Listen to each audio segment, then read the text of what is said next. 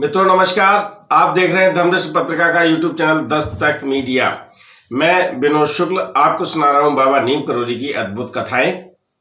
अद्भुत कथाओं की श्रृंखला में आप सुन रहे हैं महाराज जी के अनन्य भक्त जीवन बाबा के संस्मरण।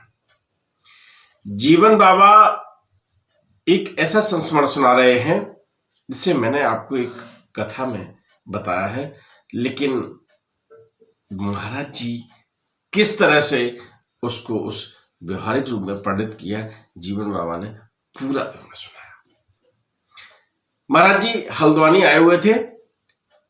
जीवन बाबा को जैसे ही पता चला, भक्तों के बीच में वो वहां बैठ गए जाके।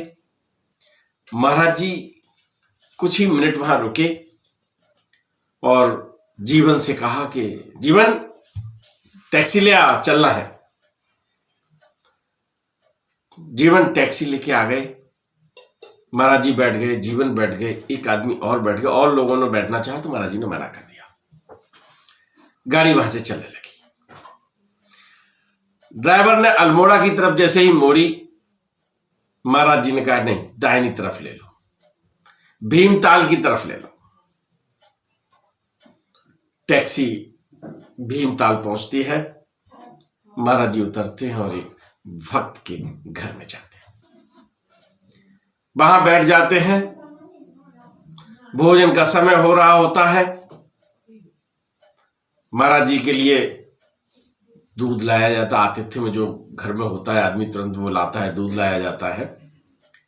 भोजन की तैयारी होती है। वहां पर एक अध्यापक भी बैठे हुए हैं उनके पास।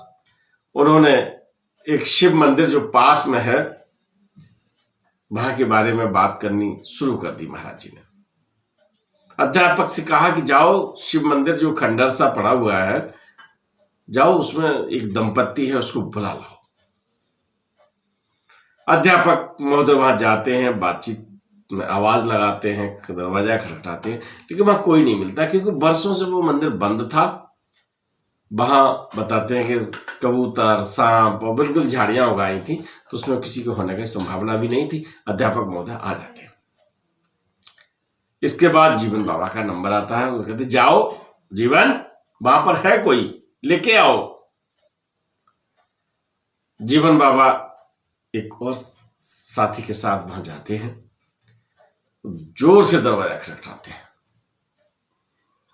अंदर से साउथ इंडियन निकलता है, चिल्लाता है, कहे क्या बात है। कहते हैं आपको बाबा जी ने बुलाया है।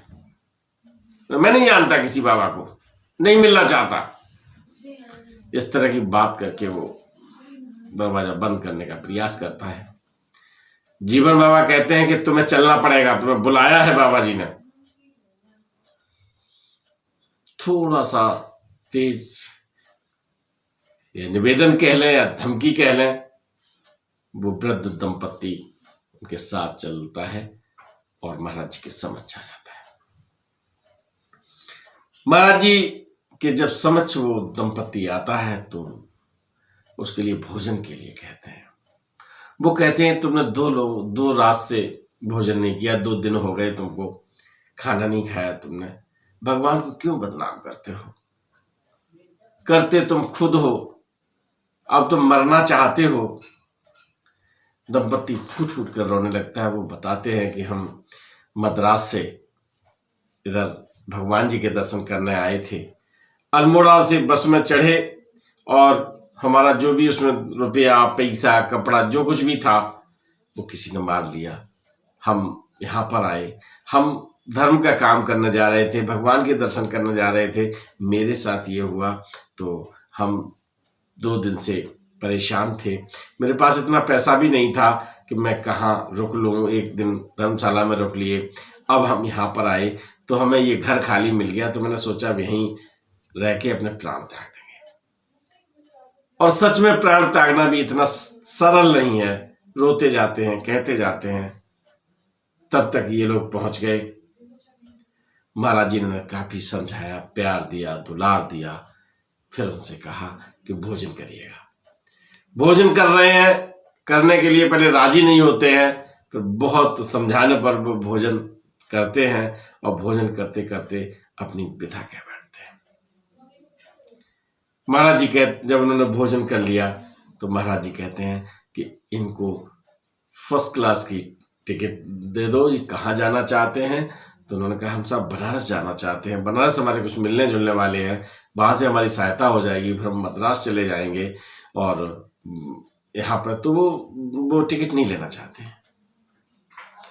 महाराज जी ने कहा कि बताते हैं, वो दंपति बताते हैं कि हमने ये प्रण ले रखा था, हम किसी के यहाँ खाएंगे नहीं, हम किसी से सहायता नहीं लेंगे, हम तीर्थ यात्रा में अपने पैसे से खर्च करेंगे, और हमारा चला गया। महाराज जी ने समझाया कि तुम ये समझ लो कि तुम उधार ले रहे हो, जब उधार ले लेते तो वापस कर देना तुम वहां से। महाराज जी ने जब उन्हें समझाया तो वो फिर उस टिकट और मुद्रा को लेने को राजी हुए। उन्हें जीवन बाबा के साथ भेजा जाता है। महाराज जी उन्हें प्यार दुलार से भेजते हैं। जीवन बाबा से कहते हैं कि इन्हें चादर भी दे दो जो रात में ठंडक, और फल आदि भी जीवन द्वारा दिलवाए जाते हैं। वो ये कहते हैं कि हमने फर्स्ट क्लास में कभी सफर नहीं किया है। महाराज जी कहते हैं तुमने 2 रात से सोए नहीं हो, आप आराम से सो, आराम से सोते हुए जाना, शरीर स्वस्थ हो जाएगा। और वो इस तरह से विदा दे देते हैं।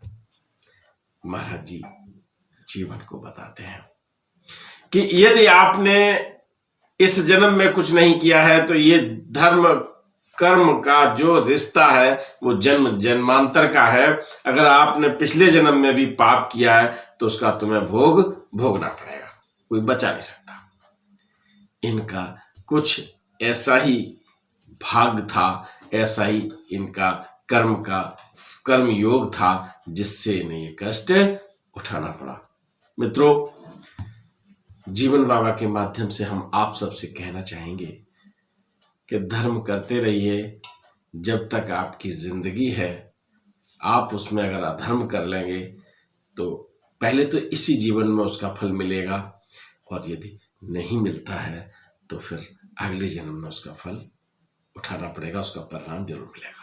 और अगर पुण्य करते हैं तो पुण्य भी आपके साथ होंगे।